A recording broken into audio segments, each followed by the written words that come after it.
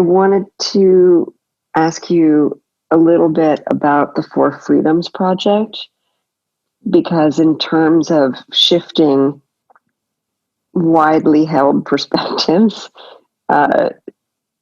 there in this moment in time may, from my perspective, not be another area where there is no gray space.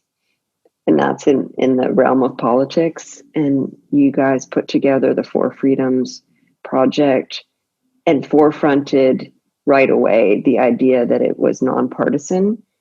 And I'd love to have you just talk a little bit about the why of that project and some of what you see as the successes and also some of the remaining opportunities. I'll be adapting that term, remaining opportunities, for a while. Well, yeah. So in 2016, really 2015, my friend Eric Gottesman and I realized that there was an opportunity to engage in a different way with the political system because of the Citizens United ruling by the United States government that basically sent in money as a form of speech, and therefore it opened the door for super PACs and 501c4s to engage in political discourse in different ways than previously existed.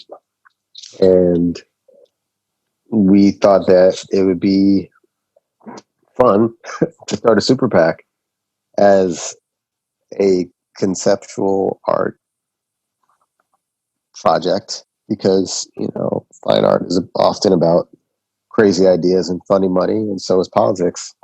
And we started it as a super PAC, and from the beginning, we're never really interested in working the way that a super PAC is supposed to work, which is about like championing a specific candidate or trashing them. But we felt that just by being the first artist run super PAC, we could change the conversation of what the role of artists in civic life could be. And so we did exhibitions and town halls and billboards in 2016 that really involved asking artists to do what they do, which is ask questions. We say great art asks questions, great design answers them. And the quality of the questions is what dictates the quality of the answers. And so the timelessness of art is why, these billboards that we made even then are still relevant. And then we wound up not being able to work with that many other nonprofit organizations. I think you were an exception because we were 501c, because we were super PAC. And then we wound up closing the super PAC and we're a fiscally sponsored LLC and moved on to doing this 50-state initiative in 2018 where we did over 200 billboards in all 50 states, plus over 100 exhibitions and 120 town halls in all 50 states, plus DC and Puerto Rico, and worked with about 800 artists to really raise the level of political engagement in kind of creative spaces with a level of awareness that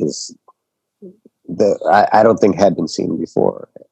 I'm sure our president helped make a lot of institutions more aware of their role.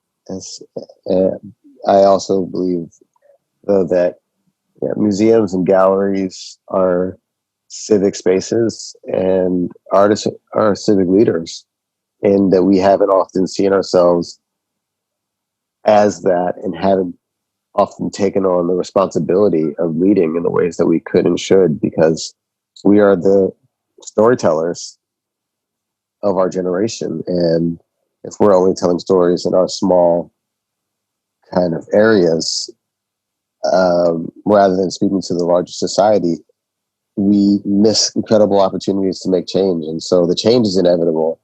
but it often winds up being dumbed down and taking 3 or 4 decades before something that's like really important in art discourse gets to the mainstream. So yeah, so we were interested. So that's why we were anti-partisan, because we realized that, you know, the Republicans of yesterday are the Democrats of today, and the Democrats of today are the Republicans of yesterday. And then these parties keep switching, and so why should we be stuck into any of these specific value systems when we know that it's all really a matter of perception, and that the ideas are what really matter.